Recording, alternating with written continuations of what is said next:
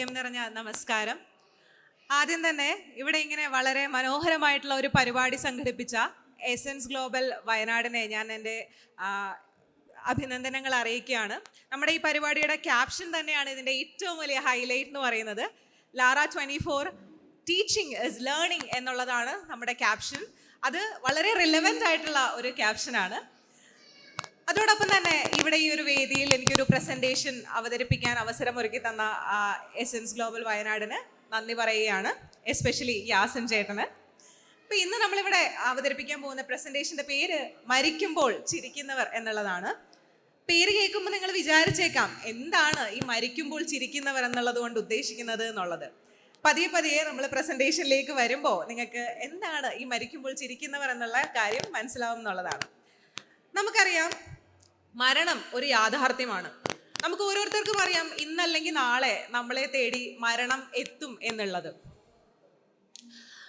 പക്ഷേ അത് എന്നോ നടക്കുന്ന ഒരു സംഭവമാണെന്നും ഉടനെ ഒന്നും നമുക്ക് മരിക്കേണ്ടി വരത്തില്ല എന്നുള്ള ഒരു ശുഭാപ്തി വിശ്വാസത്തിന്റെ പുറത്ത്, ഒരു ഒപ്റ്റിമിസം ബയാസിന്റെ പുറത്ത് നമ്മൾ അങ്ങനെ അങ്ങ് ജീവിച്ചു പോവുകയാണ്. നമ്മൾ ഉണ്ടാക്കുന്ന സംഭവങ്ങളെല്ലാം പെർമനൻ്റ് ആണ്, നമ്മുടെ ജീവിതം പെർമനൻ്റ് ആണ്, നമ്മുടെ ഏർണിങ്സ്, നമ്മുടെ ജോലി എല്ലാം പെർമനൻ്റ് ആണ് എന്നുള്ള വിശ്വാസത്തിന്റെ പുറത്ത് അങ്ങനെ അങ്ങ് പോവാണ്. അങ്ങനെ ഇരിക്കുമ്പോഴാണ് എവിടെയെങ്കിലും ഒരു മരണ വാർത്ത കേൾക്കുന്നത്, നമ്മുടെ പ്രിയപ്പെട്ടവരോ അല്ലെങ്കിൽ കുറച്ച് അകന്ന പരിചയത്തിലുള്ളതോ ആരെങ്കിലും മരിച്ചു എന്ന് കേൾക്കുന്നതോ വല്ല അപകടത്തിന്റെ വാർത്തകൾ കേൾക്കുകയോ ഒക്കെ ചെയ്യുന്നത്.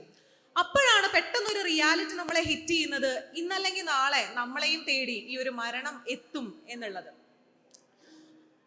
ശരിക്കും പറഞ്ഞാൽ ആ ഒരു ചിന്ത പോലും നമ്മളെ പേടിപ്പെടുത്തുന്ന ഒന്നാണ്. നമ്മളും നമ്മുടെ പ്രിയപ്പെട്ടവരും ഒക്കെ ഈ ഭൂമിയിൽ നിന്ന് ഇല്ലാതായി പോകും എന്നുള്ള ആ ഒരു ചിന്ത തന്നെ ചിലപ്പോൾ നമ്മുടെ കണ്ണൊന്ന് നനയിച്ചേക്കാം, നമ്മുടെ ഹൃദയമെടുപ്പൊന്ന് കൂട്ടിയേക്കാം. ചുരുക്കി പറഞ്ഞാൽ എല്ലാ കാലത്തും നമ്മൾ ചരിത്രം എടുത്ത് പരിശോധിച്ച് നോക്കിക്കഴിഞ്ഞാലും സാഹിത്യമോ കലയോ ഒക്കെ എടുത്ത് പരിശോധിച്ച് നോക്കിക്കഴിഞ്ഞാലും എല്ലാ കാലത്തും നമ്മളെ അലട്ടിക്കൊണ്ടിരുന്ന ഒരു തോട്ടാണ് ഈ ഒരു ലോസ്, അല്ലെങ്കിൽ നമ്മുടെ പ്രിയപ്പെട്ടവർ നമ്മളെ വിട്ടുപോകുന്ന ആ ഒരു ഇമോഷൻ എന്ന് പറയുന്നത്. നമ്മൾ ലിറ്ററേച്ചർ എടുത്ത് നോക്കുകയാണെങ്കിൽ ധാരാളം ലിറ്റററി വർക്ക്സ് ഉണ്ട് ഈ ഒരു തീമിലുള്ളത്. ഇത് W.H. ഓഡൻ എന്ന് പറയുന്ന പോയറ്റിന്റെ വളരെ ബ്യൂട്ടിഫുൾ ആയിട്ടുള്ള ഒരു പോയമാണ്. ഫ്യൂണറൽ ബ്ലൂസ് എന്നാണ് ഇതിന്റെ പേര്. ഒരു പ്രിയപ്പെട്ട ആള്, വളരെ പ്രിയപ്പെട്ട ക്ലോസ് ആയിട്ടുള്ള ഒരാള് മരിച്ചപ്പോൾ ആ പെൺകുട്ടി അയാൾക്ക് വേണ്ടി അല്ലെങ്കിൽ അയാളെ പറ്റി ഓർത്തിട്ട് പറയുന്ന കുറച്ച് കാര്യങ്ങളാണ് ഈ ഒരു ബ്യൂട്ടിഫുൾ ആയിട്ടുള്ള പോയത്തിലുള്ളത്. He was my north, my south, my east and west, my working week, my Sunday rest, my noon, my midnight, my talk, my song. I thought that love would last forever, but I was wrong. അവൻ എൻ്റെ എല്ലാമായിരുന്നു. He was my north, my south, my east and my west. എൻ്റെ എല്ലാമായിരുന്നു അവൻ എൻ്റെ working week ആയിരുന്നു, എൻ്റെ Sunday rest ആയിരുന്നു, എൻ്റെ നൂൺ ആയിരുന്നു, മിഡ് നൈറ്റ് ആയിരുന്നു, എൻ്റെ ടോക്ക് ആയിരുന്നു, എൻ്റെ സോങ് ആയിരുന്നു. എല്ലാ കാലത്തും ആ ഒരു സ്നേഹം ഉണ്ടാകും. That love will last for ever എന്ന് വിചാരിച്ചു, പക്ഷെ ഐ വാസ് റോങ്. എനിക്ക് തെറ്റിപ്പോയി, അവനും ആ സ്നേഹവും എന്നെ വിട്ടു പോയി എന്നാണ് ഈ ഒരു സ്പീക്കർ പറയുന്നത്. The stars are not wanted now, put out every one. അന്ധകാരത്തിനെ മാറ്റുന്ന ആ മനോഹരമായിട്ടുള്ള നക്ഷത്രങ്ങൾക്ക് ഇനി എന്താണ് പ്രസക്തി? അതിന്റെ വെട്ടമൊക്കെ കെടുത്തി കളഞ്ഞേക്കൂ.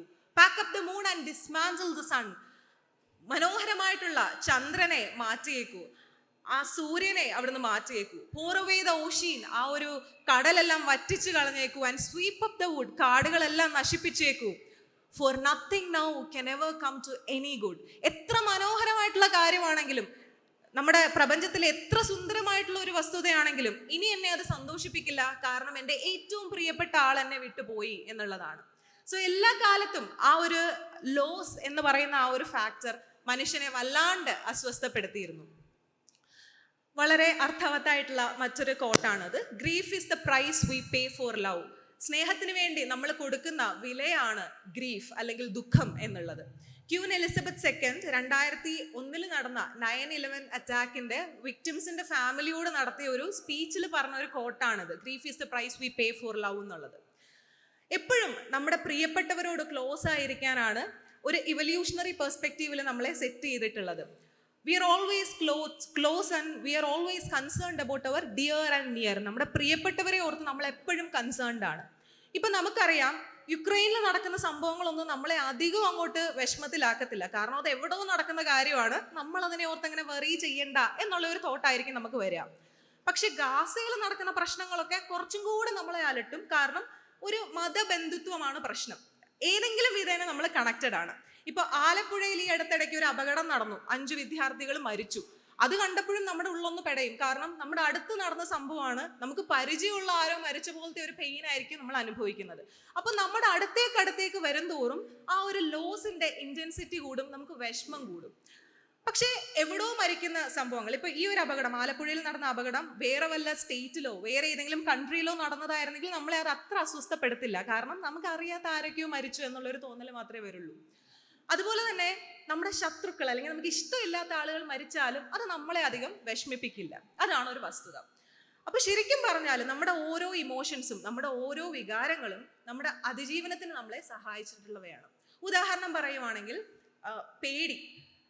പേടി വരുമ്പോൾ എന്താണ് സംഭവിക്കുന്നത്? പേടി വരുമ്പോഴത്തേക്കിനും നമ്മൾ ആ ഒരു ഇമോഷൻ നമ്മളെ എന്തിനാണ് നമ്മളെ രക്ഷിക്കുന്നത്? നമ്മൾ ആ ഒരു ത്രെറ്റിൽ നിന്ന് ഓടി രക്ഷപ്പെടാൻ, നമ്മളെ പേടിപ്പെടുത്തുന്ന എന്തോ ഒരു ത്രെറ്റ് അവിടെ ഉണ്ട്, ആ ത്രെറ്റിൽ നിന്ന് ഓടി രക്ഷപ്പെടാനാണ് ആ ഒരു വികാരം നമ്മളെ സഹായിക്കുന്നത്.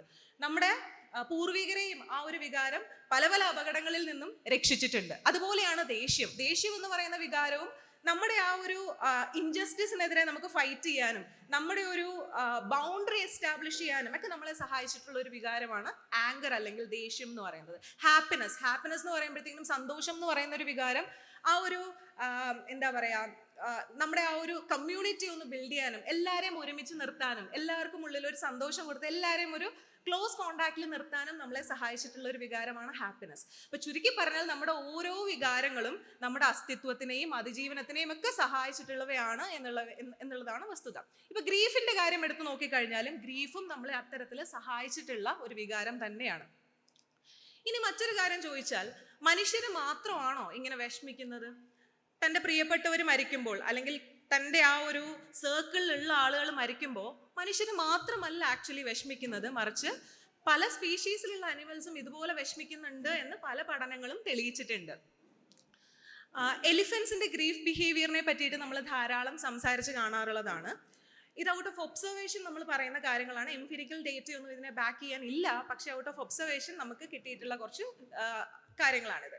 ഇപ്പോൾ ആനകൾ മരിക്കുകയാണെന്നുണ്ടെങ്കിൽ ആ ഒരു കൂട്ടത്തിലുള്ള മറ്റ് ആനകൾ അവരുടെ തുമ്പിക്കൈ കൊണ്ട് ആ ഡെഡ് ബോഡിയിൽ ടച്ച് ചെയ്യും, കാരസ് ചെയ്യും, അതുപോലെ ജസ്റ്റ് ഇങ്ങനെ തട്ടി നോക്കിയൊക്കെ ചെയ്യുന്നതായിട്ട് പലരും കണ്ടിട്ടുണ്ട്, അല്ലെങ്കിൽ പല സിറ്റുവേഷനിലും നമ്മൾ ഒബ്സർവ് ചെയ്തിട്ടുണ്ട്. അതുപോലെ തന്നെ ഈ അടുത്തിടയ്ക്ക് ഒരു ന്യൂസ് നിങ്ങൾ കണ്ടിട്ടുണ്ടാവും, സെപ്റ്റിക് ടാങ്കിൽ വീണ് ഒരു ആന മരിക്കുകയുണ്ടായി ഈ അടുത്തിടയ്ക്ക്. അപ്പോൾ അന്ന് വാർത്തയിൽ വന്നൊരു കാര്യമാണ്, ആ ഒരു മരണ സ്ഥലത്തിൻ്റെ അടുത്തായിട്ട് കാട്ടാനക്കൂട്ടം ഒരുപാട് മണിക്കൂർ വന്ന് നിലയുറപ്പിച്ചിട്ടുണ്ടായിരുന്നു എന്ന് പറയുന്നുണ്ടായിരുന്നു. അതായത് തൻ്റെ കൂട്ടത്തിലുള്ള ഒരു ആന മരിക്കുകയാണെന്നുണ്ടെങ്കിൽ മറ്റ് ആനകൾ ആ ഒരു ഡെഡ് ബോഡിയുടെ ചുറ്റും ഒരുപാട് മണിക്കൂറുകൾ ഇങ്ങനെ നിൽക്കാറുണ്ടെന്നാണ് പറയാറ്. അതുപോലെ തന്നെ അരിക്കൊമ്പന്റെ വാർത്തയൊക്കെ നമ്മൾ ഒത്തിരി കണ്ടിട്ടുണ്ട്. അരിക്കൊമ്പന്റെ അമ്മ മരിച്ച സ്ഥലത്ത് വർഷങ്ങൾക്ക് ശേഷവും വിസിറ്റ് ചെയ്യാറുണ്ടായിരുന്നു എന്നൊക്കെയുള്ള വാർത്തകൾ നമ്മൾ കണ്ടിട്ടുണ്ട്.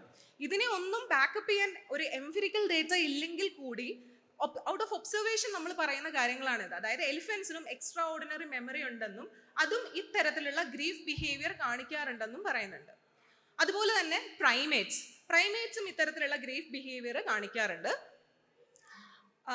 തൻ്റെ ആ ഒരു ഗ്രൂപ്പിലുള്ള ആരെങ്കിലും മരിക്കുകയാണെന്നുണ്ടെങ്കിൽ മനുഷ്യരെ പോലെ തന്നെ ഭക്ഷണം കഴിക്കാതിരിക്കുക, അതുപോലെ തന്നെ റിയാലിറ്റിയിൽ നിന്ന് വിഡ്രോൺ ആയി ജീവിക്കുക, പിന്നെ ചെറിയ സൈൻസ് ഓഫ് ഡിപ്രഷനും കാണിക്കാറുണ്ട് എന്നാണ് വസ്തുത.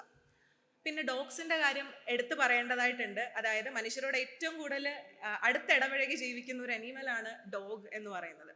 അപ്പോൾ ഡോഗ്സ് എസ്പെഷ്യലി ഈ ലാബ് പോലത്തെ ബ്രീഡൊക്കെ വല്ലാണ്ട് സെപ്പറേഷൻ ആങ്സൈറ്റി ഒക്കെ കാണിക്കുന്ന ഒരു ബ്രീഡാണ്. അപ്പോൾ ഈ ഡോഗ്സും അവരുടെ കൂട്ടത്തിലുള്ള ഒരു ഡോഗ് മരിക്കുകയോ അല്ലെങ്കിൽ അവർക്ക് ഏറ്റവും പ്രിയപ്പെട്ട ഒരു ഹ്യൂമൻ ബീയിങ് മരിക്കുകയോ ഒക്കെ ചെയ്യുകയാണെന്നുണ്ടെങ്കിൽ ലെതർജിയും ആങ്സൈറ്റിയും റെസ്റ്റ്ലെസ്നെസ്സും ഒക്കെ കാണിക്കാറുണ്ടെന്നാണ് പഠനങ്ങൾ പറയുന്നത്. ഈ അടുത്തിടയ്ക്കും ഒരു വാർത്തയുണ്ടായിരുന്നു, തൻ്റെ ഓണർ മരിച്ച ഒരു പട്ടി, ലൈക്ക് അയാൾക്ക് എന്തോ ക്യാൻസർ എന്തോ വന്ന് കുറേ നാളായിട്ട് ആശുപത്രിയിലൊക്കെ ആയിരുന്നു. അയാളുടെ കൂടെയായിരുന്നു ആ ഡോഗ് കിടക്കുന്നത്. അപ്പോൾ ആ ഡെഡ് ബോഡി ആംബുലൻസിലേക്ക് കയറ്റിയപ്പോൾ ഈ പട്ടിയും ഓടി ആ ഒരു ആംബുലൻസിൽ കയറുന്ന ഒരു വീഡിയോ സോഷ്യൽ മീഡിയയിലൊക്കെ ട്രെൻഡിങ് ആയിട്ടുണ്ടായിരുന്നു. അപ്പോൾ മനുഷ്യരെ പോലെ തന്നെ അത്ര കോംപ്ലക്സ് അല്ലെങ്കിൽ കൂടി ഗ്രീഫ് ബിഹേവിയേഴ്സ് അനിമൽസും കാണിക്കാറുണ്ട്. ഇനി എന്തുകൊണ്ടാണ് ആക്ച്വലി നമ്മൾ ഈ ഒരു ഗ്രീഫ് ബിഹേവിയർ കാണിക്കുന്നത്, അല്ലെങ്കിൽ നമ്മുടെ ഏറ്റവും പ്രിയപ്പെട്ട ആളുകൾ മരിച്ചു പോകുമ്പോൾ നമ്മൾ എന്തുകൊണ്ടാണ് ഒരു പ്രത്യേക രീതിയിൽ ബിഹേവ് ചെയ്യുന്നത് എന്നൊക്കെയുള്ള ധാരാളം ചോദ്യങ്ങൾ നമ്മുടെ മനസ്സിലേക്ക് വന്നേക്കാം. ഇതിനൊക്കെ ഒരു ഒറ്റ ഉത്തരമാണ് ആക്ച്വലി ഉള്ളത്. അതായത് നമ്മുടെ ബ്രെയിനിൽ ഈ സമയത്ത് സംഭവിക്കുന്നത് എന്താണ് എന്ന് മനസ്സിലാക്കുക. പലപ്പോഴും നമുക്കറിയാം, ഗ്രീഫ് എന്ന് പറയുന്ന ഒരു വികാരം നമ്മുടെ എല്ലാ ജീവിതത്തിൽ പല സിറ്റുവേഷനിലും നമ്മളെ തേടി എത്താറുണ്ട്, നമ്മളെ എഫക്റ്റ് ചെയ്യാറുണ്ട്. പക്ഷെ പലപ്പോഴും ഈ ഒരു ഇമോഷൻ വരുമ്പോൾ അതിനെ എങ്ങനെ റിയാക്ട് ചെയ്യണം, അല്ലെങ്കിൽ അതിനെ എങ്ങനെ ഹാൻഡിൽ ചെയ്യണം എന്നുള്ള കാര്യം നമ്മളെ ആരും പ്രിപ്പയർ ചെയ്യിപ്പിക്കുന്നില്ല. നമുക്ക് അറിയത്തില്ല ഇത്തരത്തിലുള്ള ഗ്രീഫ് നമ്മളെ ഹിറ്റ് ചെയ്യുമ്പോൾ എന്ത് ചെയ്യണം എന്നുള്ളത്. ഇപ്പൊ പല വാർത്തകളും നമ്മൾ കാണാറുണ്ട്, പ്രണയമൊക്കെ റിജക്റ്റ് ചെയ്തതിൻ്റെ പേരിൽ ആ ഒരു പെൺകുട്ടിയോ അല്ലെങ്കിൽ ആ ഒരു പയ്യനെയോ ഒക്കെ ആസിഡ് ഒഴിക്കുക, അല്ലെങ്കിൽ ഇങ്ങനെ പെട്രോൾ ഒഴിച്ച് കത്തിക്കുക, അങ്ങനത്തെ കുറേ നെഗറ്റീവായിട്ടുള്ള ന്യൂസ് നമുക്ക് സ്ഥിരമായിട്ട് കാണാറുണ്ട്. ഇതൊക്കെ പലപ്പോഴും നമ്മുടെ ആ ഒരു റിജക്ഷൻ അല്ലെങ്കിൽ ഗ്രീഫ് എന്ന് പറയുന്ന ഇമോഷൻ നമുക്ക് എങ്ങനെ ഹാൻഡിൽ ചെയ്യണമെന്ന് അറിയാത്തതുകൊണ്ട് സംഭവിക്കുന്നതാണ്. അപ്പം ഏറ്റവും വലിയ പ്രശ്നം നമുക്കിത് എന്താണെന്ന് അറിയില്ല, ഇതെങ്ങനെ ഹാൻഡിൽ ചെയ്യണം എന്നറിയില്ല എന്നുള്ളതാണ്. അപ്പൊ ശരിക്കും എന്തുകൊണ്ടാണ് ഇത്തരത്തിലുള്ള ഇമോഷൻസ് വരുന്നത്? ഈ ഇമോഷൻസ് വരുമ്പോൾ എന്തുകൊണ്ടാണ് നമുക്കൊരു പ്രത്യേക രീതിയിൽ ബിഹേവ് ചെയ്യാൻ തോന്നുന്നത്? ഇതൊക്കെ നമ്മൾ അറിയണം എന്നുണ്ടെങ്കിൽ ആ ഒരു സമയത്ത് നമ്മുടെ ബ്രെയിൻ എങ്ങനെ റിയാക്ട് ചെയ്യുന്നു, ബ്രെയിനിൽ എന്താ സംഭവിക്കുന്നതെന്ന് അറിയുക എന്നുള്ളതാണ്. അതായത് ന്യൂറോബയോളജി, ബ്രെയിനിന്റെ ഒരു ന്യൂറോബയോളജി അറിയുക എന്നുള്ളതാണ് നമുക്ക് ചെയ്യാൻ പറ്റുന്ന ഒരു കാര്യം. ഈ ഒരു കാര്യത്തിൽ മാത്രമല്ല, നമുക്ക് ഉത്തരം കിട്ടാത്ത ഒരുപാട് ചോദ്യങ്ങൾ നമ്മളെ ഒരു പക്ഷേ അലട്ടിയേക്കാം. അതായത് എന്തുകൊണ്ടാണ് ഒരുപാട് വിശ്വാസികൾ കൂടുന്നത്, എത്തീസ്റ്റുകളെ കാട്ടി കൂടുതൽ വിശ്വാസികൾ എന്തുകൊണ്ടാണ് ഉണ്ടാവുന്നത്, നമ്മൾ എന്തുകൊണ്ടാണ് അട്ടർ ഫൂളിഷ്നെസ് ആണെന്ന് അറിഞ്ഞിട്ടും പല കാര്യങ്ങളും വിശ്വസിക്കുന്നത്, അല്ലെങ്കിൽ ഈ പറയുന്ന അനക്ഡോട്ട്സ്, ആരെങ്കിലും എന്തെങ്കിലും പറയുന്നത് കേട്ടിട്ട് പെട്ടെന്ന് എങ്ങാനും ബിരിയാണി കൊടുത്താലോ എന്ന് പറഞ്ഞ് എവിടെയെങ്കിലും പോകുന്നത് എന്തുകൊണ്ടാണ് എന്നൊക്കെയുള്ള ചോദ്യത്തിന് ഉത്തരം കിട്ടണം എന്നുണ്ടെങ്കിൽ നമ്മുടെ ബ്രെയിനിനെ പറ്റി നമ്മൾ കൂടുതൽ അറിയുക എന്നുള്ളതാണ്. വളരെ ഇൻട്രസ്റ്റിംഗ് ആയിട്ടുള്ള ഒരു ഏരിയ ആണ്. വൺസ് നമ്മൾ അതിനകത്തേക്ക് പോയി കഴിഞ്ഞാൽ നമുക്ക് വളരെ ഇൻട്രസ്റ്റിംഗ് ആയിട്ട് തോന്നും. അപ്പൊ ഗ്രീഫിന്റെ കാര്യവും കൂടുതൽ മനസ്സിലാക്കണം എന്നുണ്ടെങ്കിൽ ഗ്രീഫിന്റെ ഒരു ന്യൂറോബയോളജി അറിയുക എന്നുള്ളതാണ് അതിന്റെ ഏറ്റവും സിമ്പിൾ ആയിട്ടുള്ള മാർഗം എന്ന് പറയുന്നത്. അപ്പൊ ശരിക്കും പറഞ്ഞാൽ ഈ ഒരു ഗ്രീഫിന്റെ സമയത്ത് ധാരാളം ഇമോഷണൽ ആയിട്ടുള്ള, കോഗ്നിറ്റീവ് ആയിട്ടുള്ള ചേഞ്ചസ് നമ്മുടെ ബ്രെയിനിൽ നടക്കുന്നുണ്ട്. ഈ ഒരു ന്യൂറോബയോളജി ഓഫ് ബ്രെയിനിലേക്ക് കടക്കുന്നതിന് മുന്നേ കുറച്ച് കാര്യങ്ങൾ നമ്മൾ ഒന്ന് അറിഞ്ഞിരിക്കുന്നത് നന്നായിരിക്കും. ഒന്നാമത്തെ കാര്യം, സാഡ്നെസ്, ഗ്രീഫ് ആൻഡ് ഡിപ്രഷൻ, ഇത് മൂന്നും നമുക്ക് ഏറെക്കുറെ സെയിം ആയിട്ടുള്ള സാധനമാണെന്ന് തോന്നും. പക്ഷെ ബേസിക്കലി ഇറ്റ് ഈസ് ഡിഫറെന്റ്. അതിന്റെ ആ ഒരു ഡിഫറൻസ് ഒന്ന് ഓർത്തു വെക്കുക.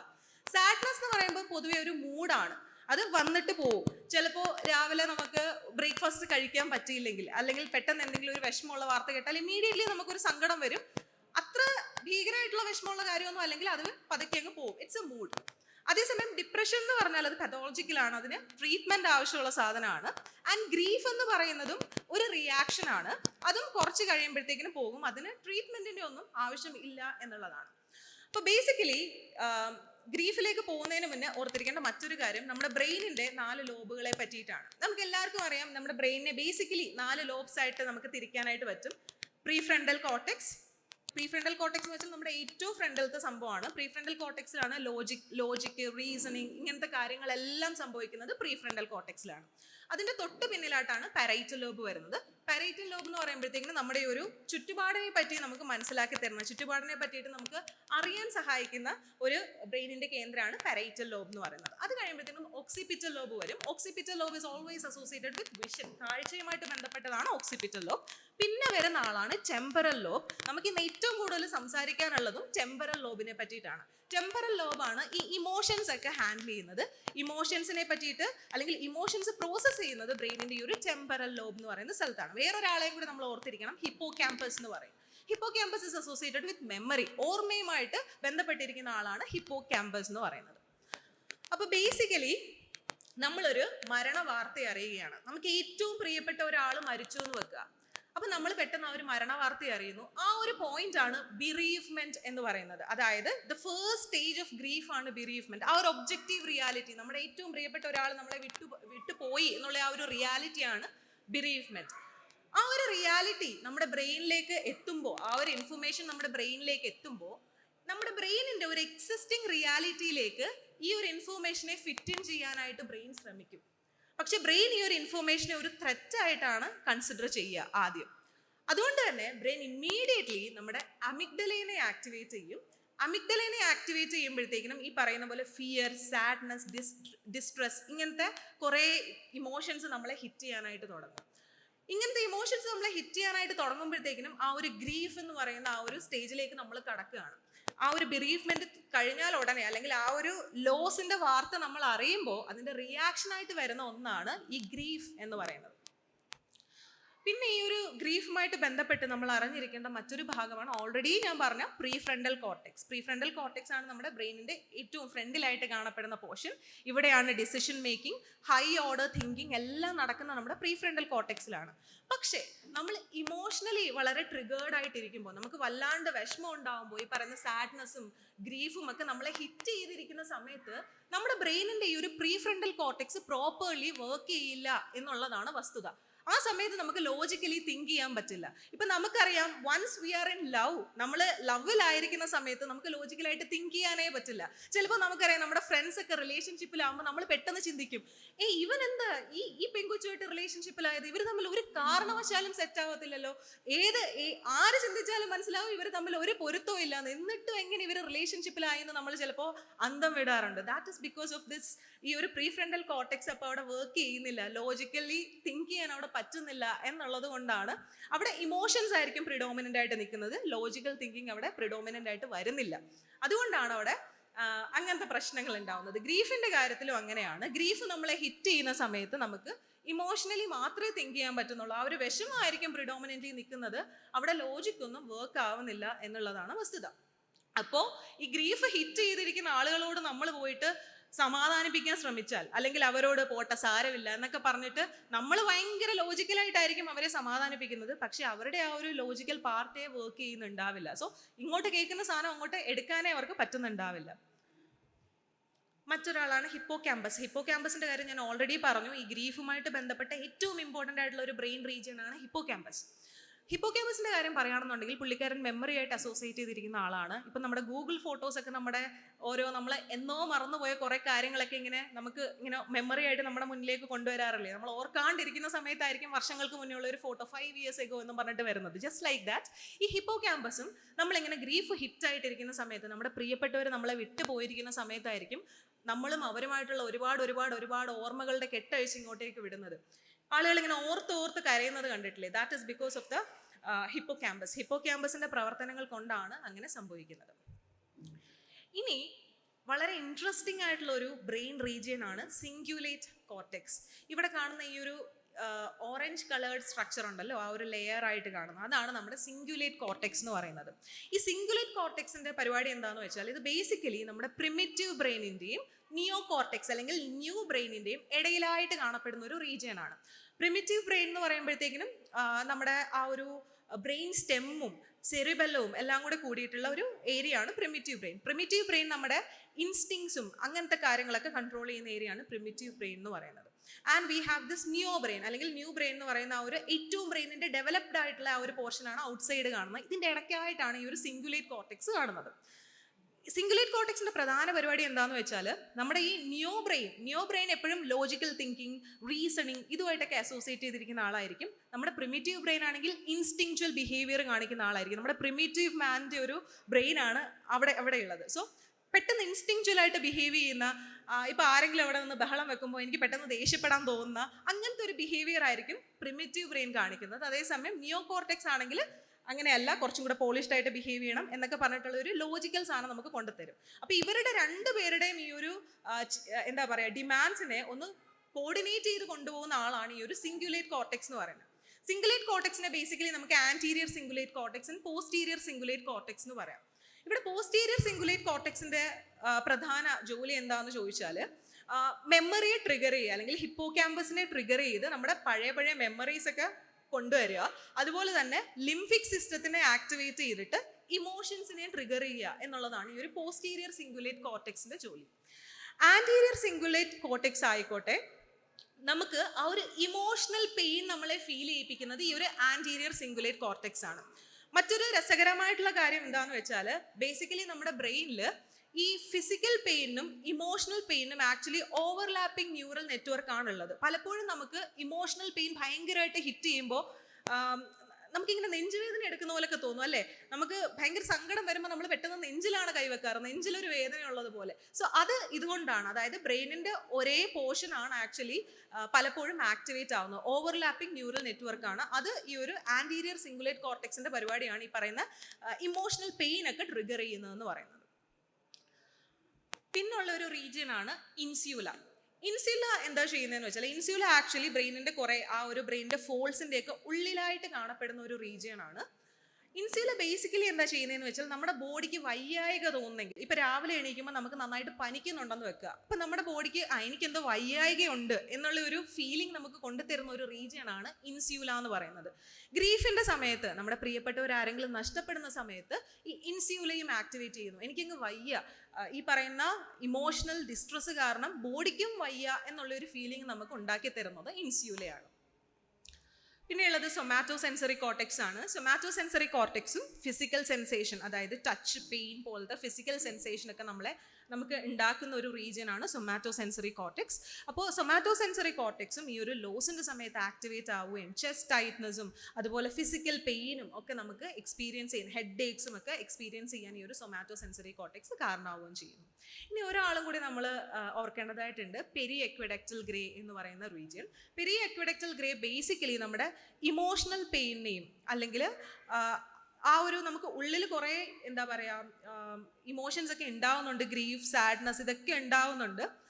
അതിനൊരു സൈക്കോളജിക്കൽ ആയിട്ടുള്ള ഒരു സൈഡും കൂടെ വരുന്നുണ്ട്. അതായത് ക്രൈയിങ്, നമ്മൾ ആ ഒരു അത്രയും ഇമോഷൻസ് നമ്മുടെ ഉള്ളിൽ വരുമ്പോഴത്തേക്കിനും അതിൻ്റെ ഒരു റിയാക്ഷൻ ആയിട്ടാണ് നമ്മൾ കരയുന്നത്. ഇതിനെയൊക്കെ മോഡുലേറ്റ് ചെയ്യുന്നത് നമ്മുടെ പെരി എക്വഡക്റ്റൽ ഗ്രേ ആണ്. അതുപോലെ തന്നെ ഈ പെരി എക്വഡക്റ്റൽ ഗ്രേയുടെ മറ്റൊരു പ്രത്യേകത, ഇതിനകത്ത് കുറേ ഓപ്പിയോയിഡ് റിസപ്റ്റേഴ്സ് ഉണ്ട്. അത് എന്തിനു സഹായിക്കും എന്ന് വെച്ചാൽ, പെയിനിനെ ഒന്ന് നമ്പ് ചെയ്യാനായിട്ട് ഈ പറയുന്ന പെരി എക്വഡക്റ്റൽ ഗ്രേ സഹായിക്കും. പിന്നെ നമ്മുടെ ഗ്രീഫുമായിട്ട് ബന്ധപ്പെട്ട കുറച്ച് ന്യൂറോ ട്രാൻസ്മിറ്റേഴ്സ് ആണ്. കോർട്ടിസോൾ നിങ്ങൾക്കൊക്കെ അറിയാം, കോർട്ടിസോൾ സ്ട്രെസ് ഹോർമോൺ ആണ്. ഈ ഒരു ഗ്രീഫിന്റെ സമയത്ത് ഈ ഒരു കോർട്ടിസോൾ വല്ലാണ്ട് ആക്ടിവേറ്റ് ആവുകയും മൊത്തത്തിൽ നമുക്കൊരു സ്ട്രെസ്ഫുൾ ആയിട്ടുള്ള ഒരു സിറ്റുവേഷൻ ക്രിയേറ്റ് ചെയ്യുകയും ചെയ്യുന്നു. പിന്നെ ഡോപ്പമിനും സെറോട്ടോണിനും നമുക്കറിയാം ഫീൽ ഗുഡ് ന്യൂറോ ട്രാൻസ്മിറ്റേഴ്സ് ആണ് ഡോപ്പമിനും സെറോട്ടോണിനും. ഡോപ്പമിനെയും സെറോട്ടോണിനെയും ഒന്ന് ഡ്രോപ്പ് ചെയ്യിപ്പിച്ചിട്ട്, അത് ഡോപ്പമിനും സെറോട്ടോണിനും ഉണ്ടെന്നുണ്ടെങ്കിൽ നമ്മൾ കുറച്ച് ഹാപ്പി ആയിരിക്കും, ലൈവ്ലി ആയിരിക്കും. സോ ആ ഒരു ന്യൂറോ ട്രാൻസ്മിറ്റേഴ്സിനെ ഒന്ന് ഡ്രോപ്പ് ചെയ്യിപ്പിച്ചിട്ട് നമുക്ക് സാഡ്നെസ്സും എംറ്റിനെസ്സും ഡിപ്രഷനും ഈ വക കാര്യങ്ങളൊക്കെ നമ്മുടെ ബോഡിയിൽ എക്സ്പീരിയൻസ് ചെയ്യുന്നതും ഇതുകൊണ്ടാണ്. ഇനി എന്താണ് ഇതിൻ്റെ ഒരു ഇവല്യൂഷണറി പെർസ്പെക്റ്റീവ്? എന്തുകൊണ്ടാണ് നമ്മളിങ്ങനെ നമ്മുടെ പ്രിയപ്പെട്ടവർ മരിക്കുമ്പോൾ കരയുന്നത്, അല്ലെങ്കിൽ ആ ഇമോഷൻസ് എങ്ങനെയാണ് നമ്മുടെ അതിജീവനത്തിനെ സഹായിച്ചത് എന്നുള്ളത് നമ്മൾ നോക്കേണ്ടതുണ്ട്. ഇതിന് നമുക്കൊരു സൈക്കോളജിസ്റ്റ് ആയിട്ടുള്ള ജോൺ ബൗൾബിയുടെ അറ്റാച്ച്മെന്റ് തിയറി ഒന്ന് മെൻഷൻ ചെയ്യേണ്ടത് അത്യാവശ്യമാണ്. ജോൺ ബൗൾബി പറയുന്ന ഇതാണ്, ഏതെങ്കിലും വിധേന നമുക്ക് എന്തെങ്കിലും ഗുണകരമായിട്ടുള്ള ഒരു വ്യക്തിയെ, ചിലപ്പോൾ നമുക്ക് അവർ കെയർ തരുന്നുണ്ടാവാം, ചിലപ്പോൾ നമുക്ക് അവർ ഫുഡ് ആൻഡ് നറിഷ്മെന്റ് തരുന്നുണ്ടാവാം, അങ്ങനെ ഏതെങ്കിലും വിധേന നമുക്ക് ഫേവറബിൾ ആയിട്ടുള്ള ഒരു വ്യക്തി നമ്മുടെ ചുറ്റും ഉണ്ടെങ്കിൽ അവരോട് ക്ലോസ് ആയിട്ടിരിക്കാനാണ് നമ്മുടെ ബ്രെയിൻ വയേർഡ് ആയിട്ടുള്ളത്. എങ്കിൽ മാത്രമേ നമുക്ക് സർവൈവ് ചെയ്യാൻ പറ്റുള്ളൂ. സോ അങ്ങനത്തെ ആളുകളെല്ലാം നമ്മുടെ ക്ലോസ് ആയിട്ട് നമ്മൾ ചേർത്ത് വെക്കും. സോ ബ്രെയിനിന്റെ ബേസൽ ഗാംഗ്ലിയയുടെ ഒരു പാർട്ടായിട്ടല്ല, കോഡേറ്റ് ന്യൂക്ലിയസ് എന്ന് പറഞ്ഞ പാർട്ടുണ്ട്. അപ്പം ഇങ്ങനെ നമ്മുടെ പ്രിയപ്പെട്ടവരെ നമ്മൾ ചേർത്ത് നിർത്തുമ്പോൾ നമ്മുടെ കോഡേറ്റ് ന്യൂക്ലിയസ് നമുക്ക് റിവാർഡ് തരും, അതായത് നമുക്കൊരു ഒരു ഗുഡ് ഫീൽ തരും. അപ്പോൾ അതുകൊണ്ട് തന്നെ നമ്മൾ കൂടുതൽ ആളുകളെ, നമുക്ക് എന്തെങ്കിലും ഗുണകരമായിട്ടുള്ള ആളുകളെ നമ്മൾ ചേർത്ത് നിർത്താനായിട്ട് ശ്രമിക്കും. അറ്റ് ദ സെയിം ടൈം അവർ നമ്മളിന്ന് വിട്ടുപോകുമ്പോൾ ബ്രെയിൻ വല്ലാണ്ട് അതിനെ ഒരു ത്രെറ്റ് ആയിട്ട് കാണുകയും വല്ലാത്ത റിയാക്ഷൻസ് തരികയും ചെയ്യും. ബിക്കോസ് അവർ പോകുന്നത് നമുക്ക് നല്ലതല്ല, അവർ മരിച്ചു പോകുന്നതാവാം, ചിലപ്പോൾ ഒരു ബ്രേക്കപ്പ് ആവാം, വാട്ട് എവർ ഇറ്റ് ഈസ്, നമുക്കത് ഗുണകരമായിട്ടുള്ള ഒരു കാര്യം അല്ലാത്തത് കൊണ്ട് തന്നെ ബ്രെയിൻ അതിനെ ഫേവറബിൾ ആയിട്ട് കാണില്ല. അപ്പോൾ ഇതിൽ നിന്ന് നമുക്ക് മനസ്സിലാവുന്ന കാര്യം, ഈ പറയുന്ന നമ്മുടെ പ്രിയപ്പെട്ടവർ നമ്മളെ വിട്ടുപോകുമ്പോൾ നമുക്ക് സങ്കടം ഉണ്ടാവുന്നത് ഇസ് വെരി നാച്ചുറൽ. അത് നാച്ചുറൽ ആയിട്ടുള്ള ബ്രെയിനിൻ്റെ ഒരു റിയാക്ഷനാണ്. അത് നമുക്കങ്ങനെ ഇപ്പം ഇൻസ്റ്റഗ്രാമിലും അതുപോലെ സോഷ്യൽ മീഡിയയിലും ഒക്കെ ട്രെൻഡിങ് ആവുന്ന കുറേ പോസിറ്റിവിറ്റി സാധനങ്ങളുണ്ട്. നിങ്ങൾ ശ്രദ്ധിച്ചിട്ടുണ്ടെങ്കിൽ അറിയാം, സങ്കടമൊക്കെ വരുമ്പോഴത്തേക്കിനും അതിനെ അങ്ങോട്ട് മാറ്റി വെച്ചിട്ട് ദിവസം കൂടെ ഹാപ്പി ആയിട്ട് തുടങ്ങണം എന്നൊക്കെ പറഞ്ഞിട്ട് ഓരോ ചേട്ടന്മാർ വന്ന് റീലൊക്കെ ചെയ്തിട്ട് പോകുന്ന കാണാം. ശരിക്കും പറഞ്ഞാൽ നമുക്കങ്ങനെ മാറ്റി വെക്കാൻ പറ്റുന്ന ഒരു സാധനമല്ല ഈ പറയുന്ന സങ്കടമോ ഡിപ്രഷനോ ഇതൊന്നും. കാരണം ഇത് നമ്മുടെ ബ്രെയിനിൻ്റെ ഉള്ളിൽ സംഭവിക്കുന്ന സാധനമാണ്. എടുത്തങ്ങോട്ട് മാറ്റി വെക്കാൻ ഇത് പുറത്തുള്ള ബാഹ്യമായിട്ടുള്ള ഒരു സാധനമല്ല. അത് നമ്മൾ വിചാരിച്ചൊന്നും ചെയ്യാൻ പറ്റത്തില്ല. ഇപ്പോൾ ഡിപ്രഷനിലൂടെ കടന്നു പോകുന്ന ആളുകളോടൊക്കെ കുറേ ആളുകൾ ഒന്ന് ഉപദേശം കൊടുക്കുന്നതൊക്കെ നമ്മൾ കാണാറുണ്ട്. ഒന്ന് അമ്പലത്തിൽ പോയി പ്രാർത്ഥിച്ചാൽ മതി, ഒരു ഭജനയ്ക്ക് പോയാൽ മതി, ഈവൻ കല്യാണം കഴിച്ചാൽ വരെ നിന്റെ ഡിപ്രഷൻ മാറുമെന്ന് പറയുന്ന ആളുകൾ നമ്മുടെ ചുറ്റുമുണ്ട് ഇന്നും. ഇതൊക്കെ ശരിക്കും പറഞ്ഞാൽ ഒരു തെറ്റിദ്ധാരണയുടെ പുറത്താണ്. ഇതൊക്കെ നമ്മുടെ ബ്രെയിനിൻ്റെ ഉള്ളിൽ സംഭവിക്കുന്നതാണെന്നുള്ള തിരിച്ചറിവ് വന്നാൽ നമുക്ക് മനസ്സിലാവും ഇതെടുത്ത് അങ്ങോട്ട് മാറ്റി വെക്കാൻ പറ്റുന്ന സാധനമൊന്നും അല്ല.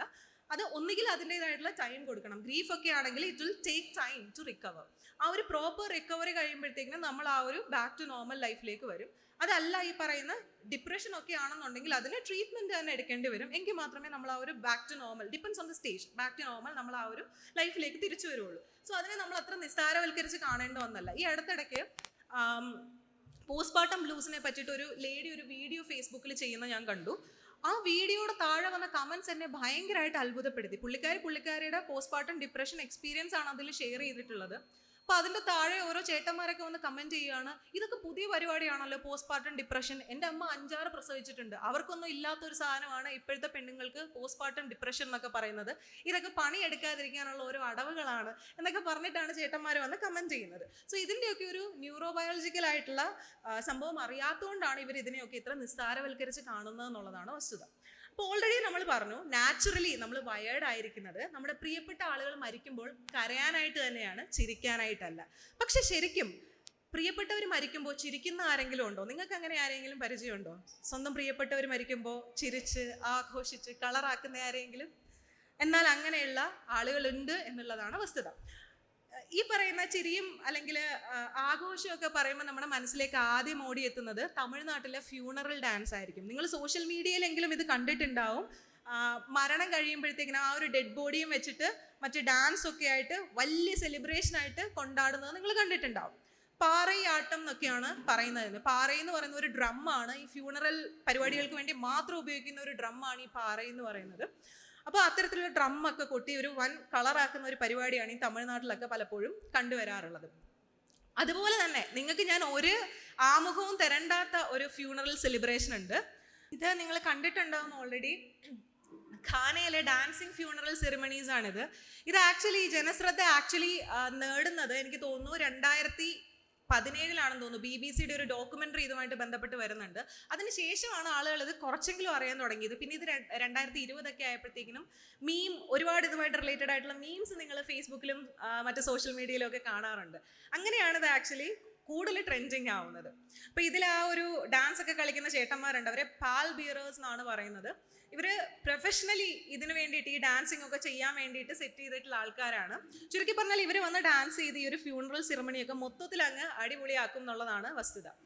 പിന്നെയുള്ളത് ന്യൂ ഓർലിയൻസിലെ ജാസ് ഫ്യൂണറൽസ് ആണ്. ജാസ് ഫ്യൂണറൽസും ഇതിനോട് സിമിലർ ആയിട്ടുള്ള സാധനം തന്നെയാണ്. ജാസ് മ്യൂസിക് ഒക്കെ വെച്ച് ആദ്യം വളരെ സ്ലോ മൂഡിൽ തുടങ്ങി പിന്നീട് വലിയ കളറാക്കുന്ന ഒരു പരിപാടിയാണ് ഈ ഒരു new ഓർലിയൻസിലെ jazz funeral.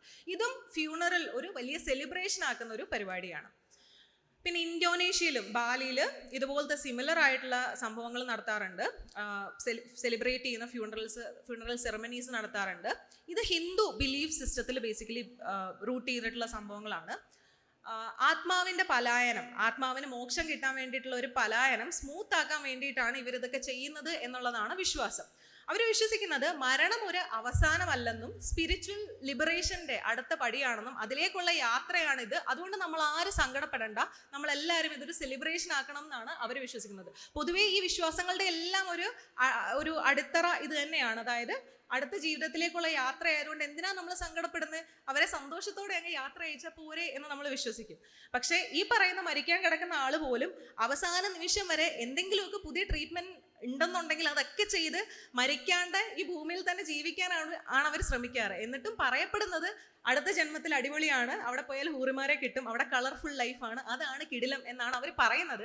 But still അവരെല്ലാവരും ഭൂമിയിൽ ജീവിക്കാൻ അതിയായ ആഗ്രഹമുള്ളവരാണ്. അതവരെ മറച്ചു വെച്ച് ഇങ്ങനെ ഓരോ വിശ്വാസത്തിന്റെ പുറത്ത് ഇങ്ങനെയൊക്കെ പറഞ്ഞ് ഇങ്ങനത്തെ കാര്യങ്ങളൊക്കെ ചെയ്തങ്ങ് ജീവിക്കുകയാണ് എന്നുള്ളതാണ് വസ്തുത.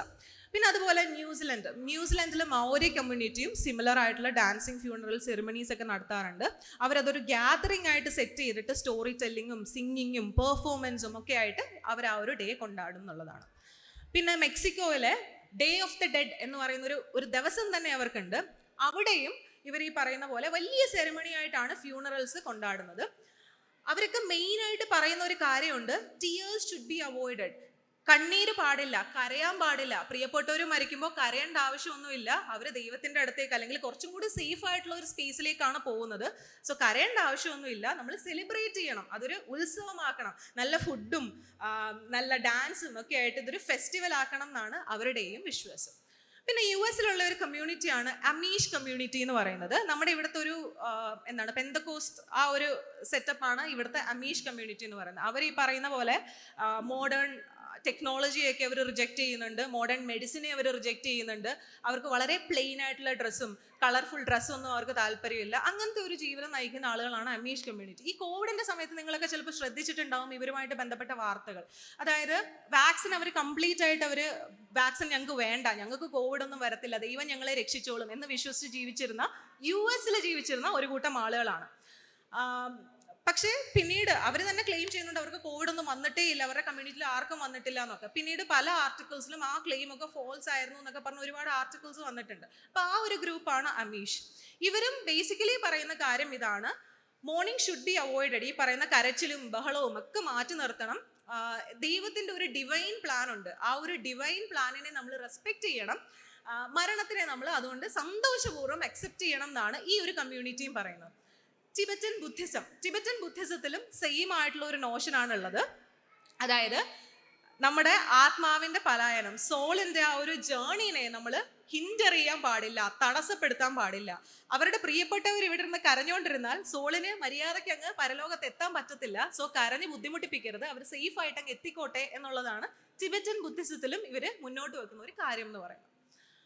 സോ നമ്മൾ ആദ്യം ന്യൂറോബയോളജി, ഗ്രീഫിന്റെ ഒരു ന്യൂറോബയോളജി നോക്കിയിട്ടുണ്ടായിരുന്നു. ഗ്രീഫിന്റെ ന്യൂറോബയോളജി നോക്കിയപ്പോൾ നമുക്ക് മനസ്സിലായ ഒരു കാര്യം എന്ന് വെച്ചാൽ ഇത് വളരെ നാച്ചുറൽ ആയിട്ടുള്ള ഒന്നാണ്. We are wired in that way. നമ്മൾ പ്രിയപ്പെട്ടവർ മരിച്ചുപോയ കരയാൻ വേണ്ടിയിട്ട് ഉണ്ടാക്കിയിട്ടുള്ള ആളുകളാണ്, അല്ലെങ്കിൽ അങ്ങനെ വയേർഡ് ആയിട്ടുള്ള ആളുകളാണ്. അപ്പോഴാണ് ഇങ്ങനെ കുറെ വിശ്വാസവുമായിട്ട് നമ്മുടെ കുറെ പ്രിഡോമിനന്റ് ബിലീഫ് സിസ്റ്റം മുന്നോട്ട് വരുന്നത്.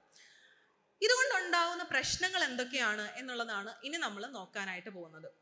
നമ്മൾ കരയാതിരുന്നാൽ അല്ലെങ്കിൽ വിഷമം കടിച്ചമർത്തിയാൽ നമുക്ക് എന്താ പറ്റുന്നത് എന്നുള്ളത് വളരെ ഇമ്പോർട്ടൻ്റ് ആയിട്ടുള്ള ഒരു കാര്യം തന്നെയാണ്. നമ്മൾ വിഷമം കടിച്ചമർത്തുകയാണെന്നുണ്ടെങ്കിൽ നമ്മുടെ ഹൈപ്പോതലാമിക് പിറ്റ്യൂട്ടറി അഡ്രീനൽ ആക്സിസ് എന്ന് പറയുന്ന HPA ആക്സിസ് ആക്ച്വലി കുറേ ടൈം ആക്ടിവേറ്റഡ് ആയിട്ടിരിക്കും എന്നുള്ളതാണ് വസ്തുത. അതായത് നമ്മുടെ ഹൈപ്പോതലാമിക് റീജിയൻ ഒരു പർട്ടിക്കുലർ ഹോർമോൺ, ഒരു ന്യൂറോ ട്രാൻസ്മിറ്ററിനെ പ്രൊഡ്യൂസ് ചെയ്യുകയും കോർട്ടിക്കോട്രോഫിൻ റിലീസിങ് ഹോർമോൺ എന്ന് പറയും. ആ ഒരു കോർട്ടിക്കോട്രോഫിൻ റിലീസിങ് ഹോർമോണിനെ അത് പ്രൊഡ്യൂസ് ചെയ്യുകയും അത് പിറ്റ്യൂട്ടറി ഗ്ലാൻഡിനെ സ്റ്റിമുലേറ്റ് ചെയ്യുകയും പിറ്റ്യൂട്ടറി ഗ്ലാൻഡ് അഡ്രീനോ കോർട്ടിക്കോട്രോഫിനെ റിലീസ് ചെയ്യും. ഈ അഡ്രീനോ കോർട്ടിക്കോട്രോഫിൻ കോർട്ടിസോളിനെ, നമ്മുടെ അഡ്രീനൽ ഗ്ലാൻഡിനെ സ്റ്റിമുലേറ്റ് ചെയ്തിട്ട് കോർട്ടിസോളിനെ റിലീസ് ചെയ്യുകയും ചെയ്യുന്നു. ഇത്രയും വലിയൊരു പ്രോസസ്സ് അവിടെ നടക്കുന്നുണ്ട്. അങ്ങനെ കോർട്ടിസോൾ നമ്മുടെ ബ്രെയിനിൽ ഓവറായിട്ട് പ്രൊഡ്യൂസ് ചെയ്യും. കോർട്ടിസോൾ ആദ്യമേ നമ്മൾ പറഞ്ഞു ഇറ്റ്സ് റിലേറ്റഡ് ടു സ്ട്രെസ്സിനെ ഉണ്ടാക്കുന്ന സാധനമാണ് കോർട്ടിസോൾ. അപ്പോൾ ഈ ഒരു കോർട്ടിസോൾ ഓവർലോഡ് അവിടെ ഉണ്ടാകുന്നത് വഴി നമുക്ക് അതിയായിട്ടുള്ള സ്ട്രെസ് ഉണ്ടാവുകയും ചെയ്യുന്നു.